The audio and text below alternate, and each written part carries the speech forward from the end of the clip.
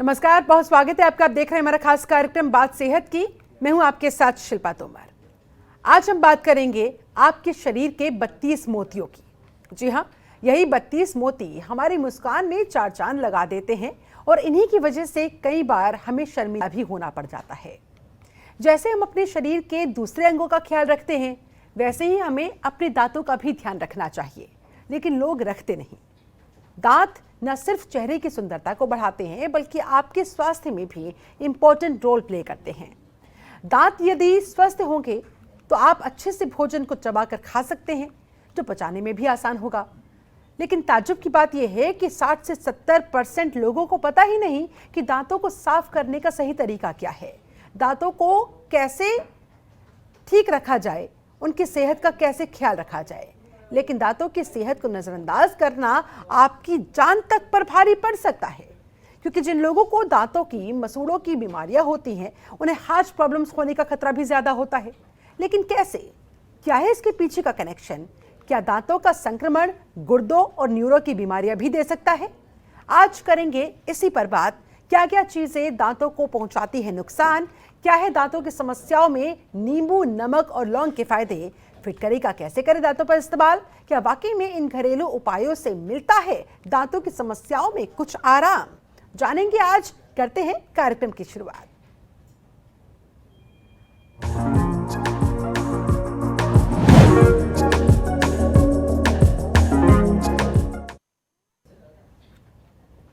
और दांतों की बीमारियों पर, इनसे जुड़ी हुई समस्याओं पर बात करने के लिए आज हमारे साथ स्टूडियो में मौजूद हैं खास मेहमान, दंत रोग विशेषज्ञ डॉक्टर पल्लवी वेंगुर्लेकर जी। बहुत बहुत स्वागत है डॉक्टर पल्लवी आपका।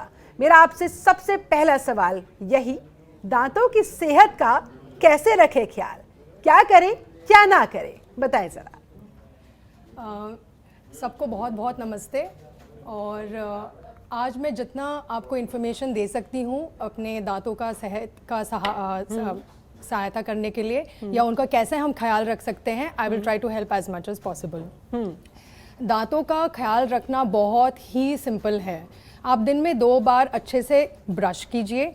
आप अपना ब्रश बहुत तरीके से चुनना, आपका टूथपेस्ट तरीके से चुनना। उसके बाद हर साल में 2 बार आप अपने डेंटिस्ट को विजिट कीजिए, ताकि आपके दांत मेंटेन रहे। तो ये होता है बहुत ही सिंपल सा ख्याल।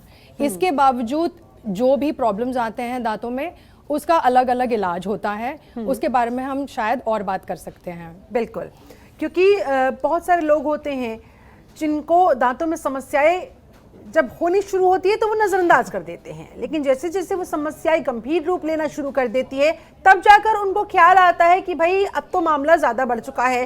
या मसूड़ों की बात कर लें तो उनमें सूजन आ गई है, या तब भी नहीं मानते तो जब ब्लड आने लग जाता है या फिर वो पिलपिले होने लग जाते हैं, तब लोगों को लगता है कि नहीं भैया अब राइट समय आ गया है, हमें डेंटिस्ट का रुख करना चाहिए। तो ऐसे लोगों को आप क्या कहना चाहेंगे? और दरअसल शुरुआत कहाँ से होती है दांतों में समस्याएं, उनका सड़ना या मुंह में से दुर्गंध आना या कैविटी की प्रॉब्लम्स किन किन कारणों की वजह से होती है?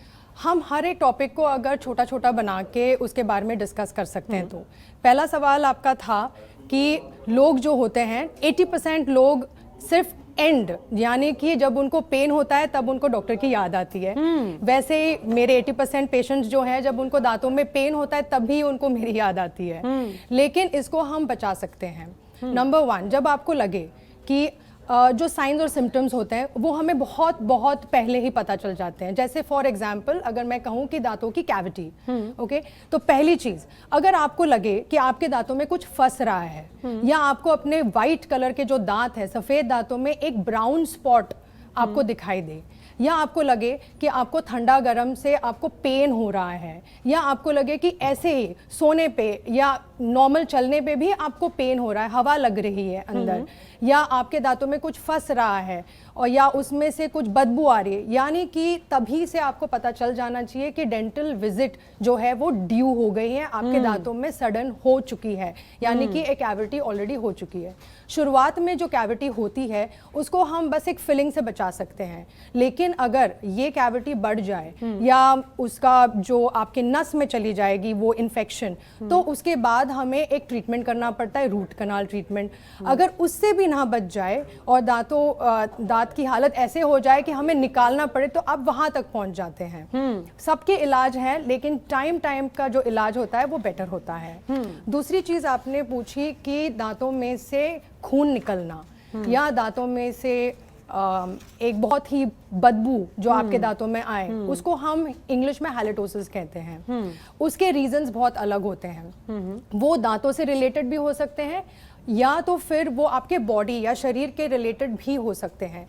जो शरीर के रिलेटेड ये हो सकता है कि आपको डायबिटीज हो या आपको कोई किडनी प्रॉब्लम्स हो, तो उससे आपके दांतों में दिखाई देता है कि आपके स्मेल्स जो हैं वो चेंज हो चुके हैं। दूसरी चीज, अगर आपके दांतों में पायरिया है, वो ऐसे ही नहीं बनता है। पहले से जैसे आप खाना खाते हैं तो आपके दांतों में एक लेयर जो खाने का है वो फंस जाता है। अगर आपने ब्रश कर दिया तो ठीक है, वो लेयर निकल जाता है। अगर आपने ब्रश नहीं किया तो वही लेयर, जिसको हम प्लाक कहते हैं, वो बन के टाटर बन जाता है, यानी कि वो बहुत ही मुलायम नहीं, अब वो कड़क बन चुका है। वो आप अपने ब्रश से नहीं निकाल सकते हैं। उसकी वजह से आपकी जो मसूड़े हैं, जिन्होंने आपके दांतों को बहुत अच्छे से पकड़ा हुआ है, वो लूज हो जाते हैं। वो मसूड़े लूज होके फिर वहां से खून निकलना शुरू हो जाता है। So your dental treatment is due. बिल्कुल। और इस लिहाज से तो फिर अगर हम बात करें तो दांतों को साफ करना, उसका तरीका जानना बहुत ज़रूरी है। तो मैं आपसे यही जानना चाहूँगी, क्योंकि बहुत सारे लोग हैं जिन्हें पता ही नहीं होता कि दांतों को साफ करने का सही तरीका क्या होना चाहिए, किस तरह से करें और दिन में कितनी बार ब्रश करना चाहिए, किस तरह से ब्रश करना चाहिए, ज़रा ये भी बताएं। जब आप दांतों को ब्रश करते हैं तो दो चीज़ें यूज़ कर सकते हैं, एक तो ब्रश और एक टूथपेस्ट। उसके अलावा एक और चीज़ है जिसको हम कहते हैं फ्लॉसिंग। अब हम तीनों पे बात करते हैं। पहली चीज़, आपका ब्रश। आप ब्रश को कैसे चूज करेंगे? नंबर 1, वो ब्रश हार्ड नहीं होना चाहिए, मीडियम भी नहीं होना चाहिए, वो ब्रश सॉफ्ट होना चाहिए, वेरी इंपॉर्टेंट। दूसरी चीज़, ब्रश का जो ब्रिसल्स होते हैं, जैसे हम उसको यूज़ करेंगे अपने दांतों पे। आपके दांत बहुत ही कमज़ोर नहीं है, लेकिन they have to be taken care of. तो वो जो ब्रिसल्स हैं वो राउंडेड होने चाहिए, बहुत सख्त नहीं होने चाहिए। क्रिस क्रॉस में हो तो और भी बेटर, क्योंकि दांतों की सफाई उतनी बेटर होती है। दूसरी चीज़, आपका टूथपेस्ट। जो टूथपेस्ट है वो आप कैसे चूज करेंगे? नंबर 1, कि सबके टूथपेस्ट में यूजुअली फ्लोराइड होना ही चाहिए।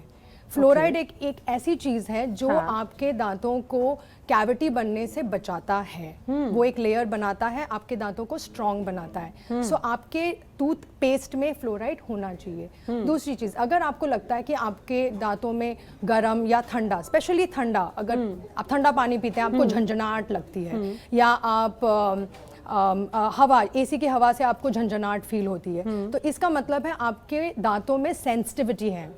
तो आप एक सेंसिटिव वाला जो टूथपेस्ट है वो चूज कर सकते हैं, जिसमें पोटेशियम नाइट्रेट हो, या उसमें नोवामीन हो, या उसमें सोडियम फ्लोराइड हो। ये 2 चीजें हैं। आप अपने दांत का जो ब्रश है, आप एक फोन मूवमेंट, यानी कि आप ऐसे गोल गोल भी ब्रश कर सकते हैं या ऊपर नीचे भी ब्रश कर सकते हैं। अगर आप ब्रश ऐसे हॉरिजॉन्टली करेंगे तो जो खाना है वो निकलेगा नहीं और दांतों के बीच में जाके फंस जाएगा, क्योंकि उसके जो क्रीज, जो लाइंस हैं वो सीधे सीधे बने हैं। तो उन लाइन के हिसाब से अगर आप ब्रश करेंगे बेटर है। दूसरी चीज, आपको दिन में एटलीस्ट 2 बार ब्रश करना चाहिए, ब्रेकफास्ट के पहले और रात के खाने के बाद, ताकि जब आप सो जाएं, यानी कि आपके मुंह में कुछ भी नहीं फंसा होना चाहिए। दूसरी चीज़ कि आपकी फ्लॉस एक थ्रेड होता है, वो वैक्स कोटेड हो सकता है या नायलॉन हो सकता है। वो फ्लॉस जो है वो दांतों के बीच में जो हल्की हल्की छोटी छोटी सी स्पेसेस होती हैं, जहाँ पे आपका ब्रश कभी नहीं पहुंच सकता है, उसको हम फ्लॉस से साफ कर सकते हैं। तो अगर दिन में इवन वंस, एक बार भी अगर आप फ्लॉस यूज करते हैं दांतों के बीच में जो गैप्स हैं उनको साफ करने के लिए, ये बहुत ही सिंपल तरीका है आपके दांतों को मेंटेन रखने का। ठीक है, आपने दांतों को साफ करने का सही तरीका बताया। अब डॉक्टर साहब आपसे जानना चाहूंगी कि कितनी देर तक ब्रश करना चाहिए, जरा ये भी बताएं, क्योंकि लोगों को लगता है जब तक हम रगड़ते रहेंगे, काफ़ी देर तक हम घिसते रहेंगे अपने दांतों को, तो ज़्यादा निखर जाएंगे दांत, सफ़ेद हो जाएंगे, चमक जाएंगे दांत एकदम। लेकिन क्या ये हानिकारक भी साबित होता है, नुकसानदायक भी साबित होता है?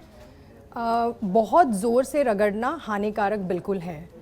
आप अपने अपना जो टूथब्रश है उसको हल्के हाथ से लाइट प्रेशर से अगर हर एक हिस्से में, अगर आप अपने दांतों को पूरे अपने जबड़े को अगर 6 हिस्सों में बांट देते हैं, ऊपर का राइट, ऊपर का लेफ्ट, सामने का, नीचे का राइट, नीचे का लेफ्ट, नीचे के सामने के, तो ये 6 हिस्से हो गए।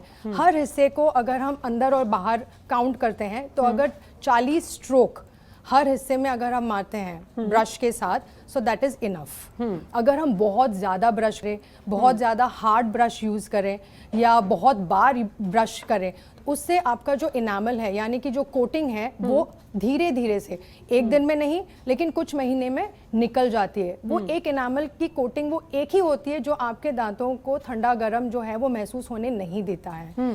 इससे सेंसिटिविटी बढ़ती है। सो हाँ जी, बहुत ज़्यादा ब्रश या बहुत ज़ोर से भी ब्रश नहीं करना चाहिए।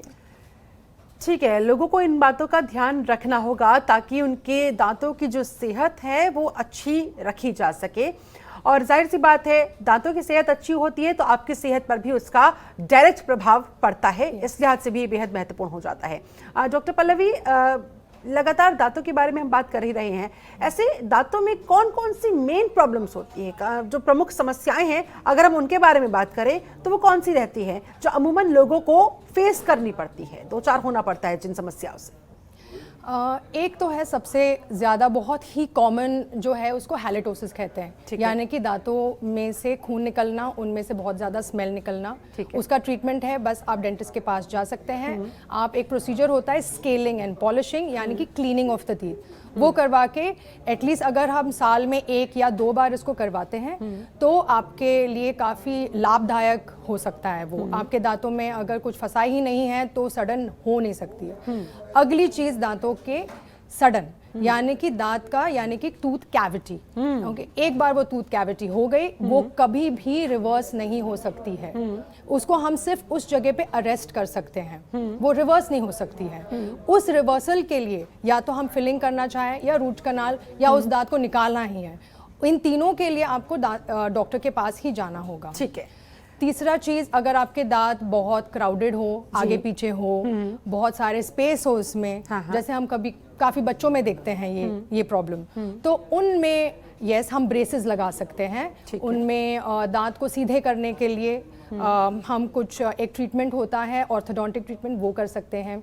बहुत सारे लोग जो थोड़े से उम्र में बड़े हैं और फिर भी उनको अपने दांत ठीक करने, उसको हम स्माइल डिज़ाइन कहते हैं। जैसे हम थोड़ा से एट एल्डर एज ग्रुप में चले जाएं, अबव 60 में भी, अबव 65, और कुछ दांत उनके मिसिंग हैं, कुछ है कुछ नहीं है, लेकिन वो खाना नहीं खा पाते हैं, कभी पीछे से या कभी आगे से ऐसे खाना खाते हैं, तो उनका जो न्यूट्रिशन है उनके बॉडी में कम होने लगता है, तो वो वीक होने लगते हैं। So everything is related to teeth. वो प्रभाव आपके दांतों का पूरे शरीर पे पड़ता है।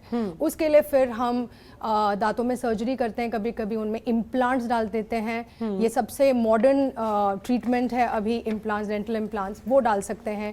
उनमें कैप्स डाल सकते हैं ताकि आपके मुंह में फुल सेट ऑफ टीथ हो।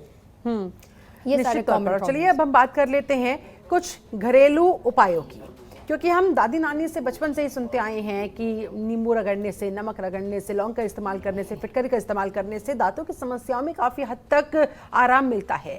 क्या ये सच है? ये सारे जो तरीके आपने बताए हैं, इन सब से आपको आराम मिलेगा, लेकिन कुछ चीज़ों में हानिकारक भी हो सकते हैं। लेट्स से आपने पहली चीज़ ली सॉल्ट, नमक। अगर नमक आप हर रोज़ या दिन में 2 बार घिसते हैं तो ये टेम्परेली आपको रिलीफ देगा। आपको लगेगा कि आपके दांत बहुत सफ़ेद हो चुके हैं, या आपको लगेगा कि आपको बहुत साफ लग रहे हैं दांत। यस, ये दांत जो नमक है वो एक बहुत ही नेचुरल इंग्रेडिएंट है, वो किसी भी इन्फेक्शन को निकालता है, लेकिन उसके साथ साथ उसमें एक अब्रेजिव जो होता है, वो एक बड़ा दाना होता है नमक का, तो वो अब्रेजिव जो है वो इनामल को घिस देता है। उसको हम कहते हैं घर्षण। वो आपके दांत को घिस देता है और इवेंचुअली आपको सेंसिटिविटी हो जाएगी। दूसरी चीज़ आपने कहा नींबू। नींबू तो अच्छा है वैसे भी, लेकिन वो बहुत ही एसिडिक है। तो जो एसिड होता है वो भी आपके दांतों को घिस देगा इवेंचुअली, शुरुआत में नहीं बट 6 महीने के बाद ज़रूर करेगा। तीसरी चीज़ आपने कही फिटकरी। ये सारी चीज़ें जो आप बता रहे हैं वो दांतों को साफ तो कर देगा, लेकिन वो घिस भी देगा। फिर चौथी चीज़ आपने कही लौंग। हाँ। सो जब आपके दांतों में पेन होता है तो जैसे पुराने ज़माने में या अभी भी कुछ लोग उसमें लौंग डाल देते हैं। इसमें दो चीज़ें हो जाती हैं, एक तो आपको पेन रिलीफ मिल जाएगा, लेकिन वो लौंग इतना स्ट्रांग होता है कि आपके जो मसूड़े हैं उसको वो जला भी सकता है उस एरिया में, वो बर्निंग सेंसेशन दे देगा।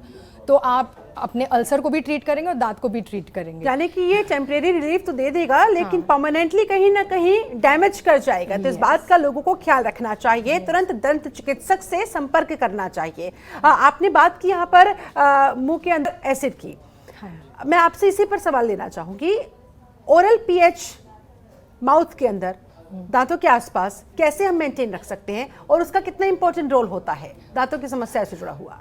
ओरल पीएच बहुत ही इम्पॉर्टेंट है। लगभग 5.5 या 6 यानी कि 7 जो है एक न्यूट्रल पीएच होता है। हम कहते हैं कि 5.5 या 6 पीएच पे आप उसको मेंटेन रखेंगे अपने मुंह में, तो ना आप अल्कलाइन में जा रहे हैं, ना आप एसिडिक में जा रहे हैं। हमें एसिड किसी ना किसी तरीके से कम ही रखना है, अपने मुंह में अवॉइड ही करना है। इसलिए हम कहते हैं कि सोडाज मत पीजिए क्योंकि दैट इज एसिडिक, या नींबू पानी बहुत ज़्यादा मत पीजिए क्योंकि वो एसिडिक है। तो हम अपने पीएच को बनाए रखने में 2-3 चीज़ें, एक तो आपका माउथ वॉश हो गया, एक आपका टूथपेस्ट हो गया जो आप चुनते हैं, तो उनसे आपका पीएच मेंटेन रखता है। तीसरी चीज़, आप बहुत सारा पानी पीजिए क्योंकि पानी जो है वो आपके दांतों को साफ करता रहता है, वो फ्लूइड होता रहता है, आपका जो थूक है मुंह में वो पतला ही रहता है। सो उसमें आपका पीएच मेंटेन्ड रहता है। कोई भी जो आप खाना खाते हैं, जैसे आपने जूस पी लिया तो जल्दी से जूस पी लीजिए, जल्दी से चाय पी लीजिए, जल्दी से उसको आप आधा घंटा या 1 घंटे तक खींच मत लेके। ये अगर आप ये करते हैं तो आपका पीएच वैसे ही 5.5 से नीचे उतरने लगता है। सो आपके जो इस बात का यानी कि ख्याल रखना चाहिए। लेकिन बच्चों को कैसे समझाएं? वो तो कोल्ड ड्रिंक पिए बिना मानते नहीं हैं, और खासतौर पर अभी वेकेशंस चली हुई है तो कितना भी पेरेंट्स समझा ले, बच्चों को नहीं सुननी होती है। तो उन पेरेंट्स को आप क्या कहना चाहेंगी, वो अपने बच्चों के दांतों की सेहत का ख्याल कैसे रखें? जी, जो सोडा होता है, कोक, पेप्सी या जो भी है, कोई भी सोडा, उसमें 2 चीज़ें होती हैं, वो एसिडिक भी होता है और दूसरी चीज़ उसमें बहुत हाई लेवल की शुगर्स होते हैं।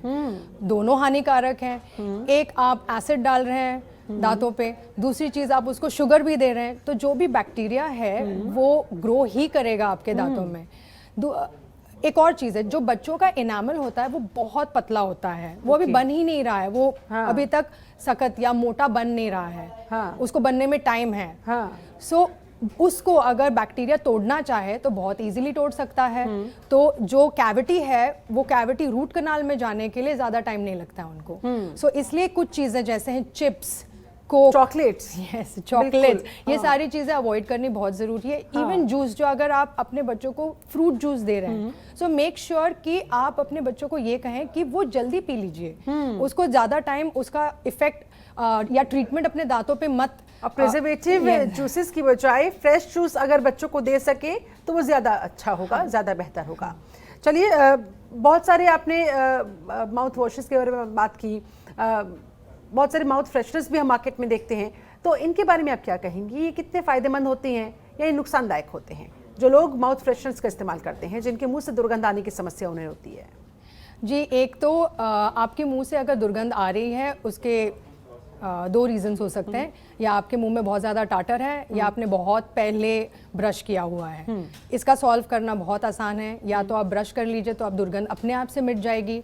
अगर आप कहीं ऐसे फंसे हुए हैं जहाँ पे आप नहीं कर सकते हैं ब्रश, तो आप शायद माउथ वॉश कर सकते हैं। सो उसमें क्लोरहेक्सिडीन जो 0.1 या 0.12% है, तो वो उस दुर्गंध को निकाल देता है। वो उसका ट्रीटमेंट नहीं है। फ्रेशनर सतह फुसफुस करो और उसके बाद फिर चलते जाओ, मतलब किसी भी कार्यक्रम में जैसे च्युइंग गम, लेकिन क्या वो फायदा पहुंचाते हैं या फिर बाद में नुकसानदायक साबित होते हैं अगर लंबे टाइम तक अगर आपने उसको इस्तेमाल किया? हाँ, अगर आप कोई भी माउथ फ्रेशनर या आप कह सकते हैं च्युइंग गम भी आप यूज कर लेते हैं, तो एटलीस्ट आप ये वो वाले च्युइंग गम्स या वो वाले माउथ फ्रेशनर्स यूज कर सकते हैं जिसमें अल्कोहल बेस कम हो। ठीक है। दूसरी चीज, उसमें शुगर ना हो, शुगर फ्री यूज कर लीजिए, क्योंकि आप शुगर का ट्रीटमेंट ना करेंगे तो बेटर रहेगा। ठीक है।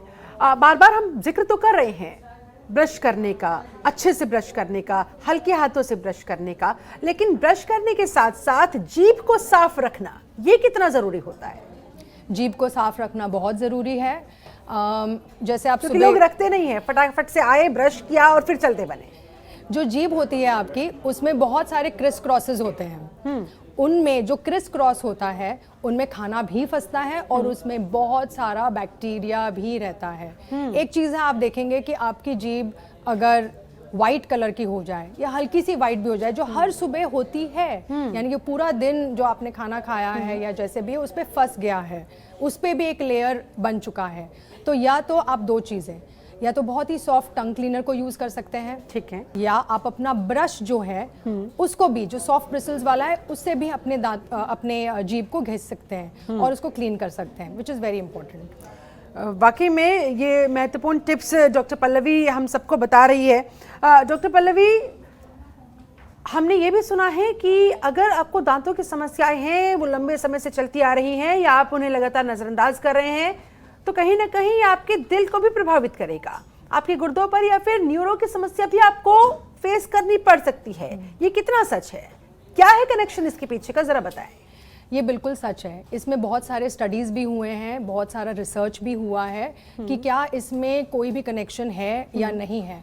सो हाँ जी, बहुत सारा कनेक्शन बहुत सारे वैज्ञानिकों ने या डॉक्टर्स ने पता किया हुआ है। एक चीज़ है जो आपके मुंह है, एक जो ये पूरा जो शरीर का एक पार्ट है जिसके थ्रू आप सब कुछ अपने पेट में डालते हैं, इसी से सब कुछ अंदर जा रहा है। आप दिन में 3 बार या 4 बार खाना खाते हैं या अपना हाथ या कुछ अपने मुंह में डालते हैं, जैसे बच्चे डालते हैं। तो ये सारी जो चीज़ें हैं, कीटाणु या जिस चीज़ को भी आप हाथ लगाएं, सारा आपके मुंह में जा रहा है, अपने शरीर में जा रहा है।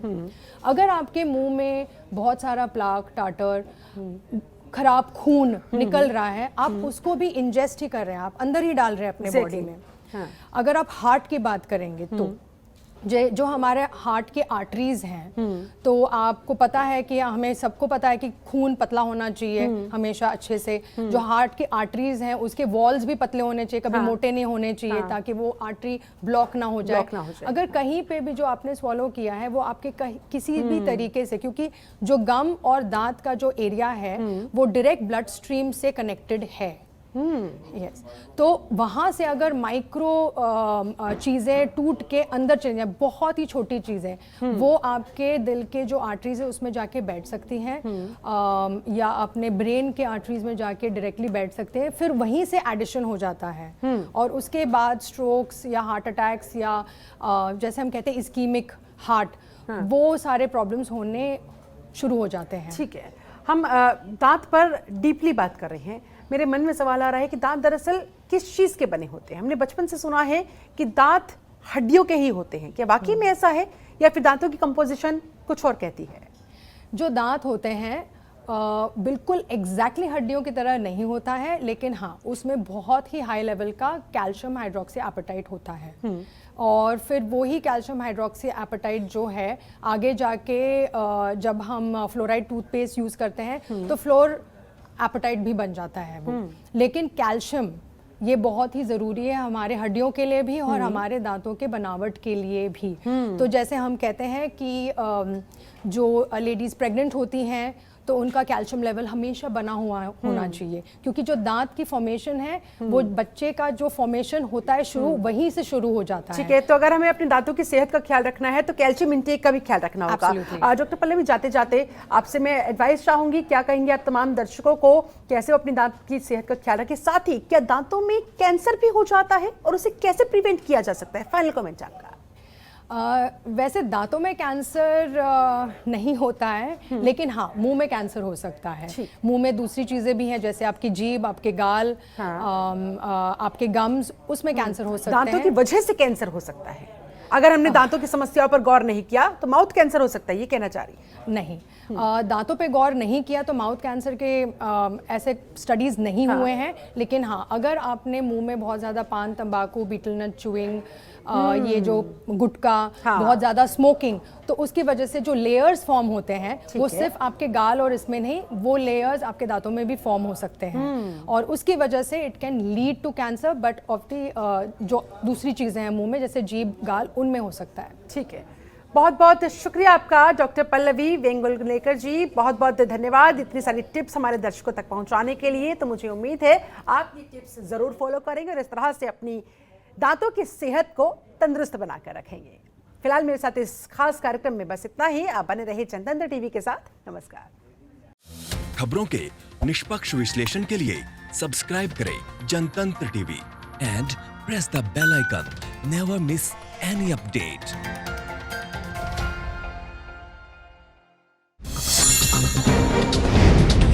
डाउनलोड कीजिए जनतंत्र टीवी ऐप को, जो कि अवेलेबल है गूगल प्ले और ऐप स्टोर पर।